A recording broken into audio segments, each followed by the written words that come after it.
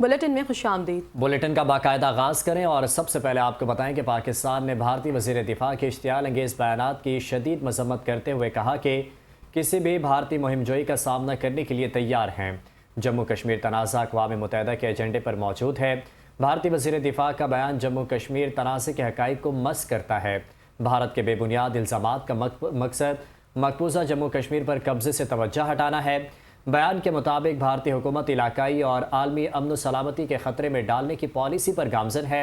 भारत पाकिस्तानी अवाम और हुकूमत के गैर मुतज़लज़ल अज़्म को कमज़ोर ना समझे। पाकिस्तान किसी भी भारतीय मुहिमजोई का भरपूर मुकाबला करने की सलाहियत रखता है। मार्का हक के दौरान पूरी कौम और मुसल्लह अफ़वाज ने इस अज़्म का मुज़ाहरा किया। तर्जुमान दफ्तर ख़ारजा ने कहा कि भारत ख़ित्ते में दहशतगर्दी की सरपरस्ती और दाखिली अदम इस्तेहकाम से तवज्जो हटाना चाहता है। आलमी बरादरी भारत के मुसलसल जारहाना तर्ज़ अमल का नोटिस ले।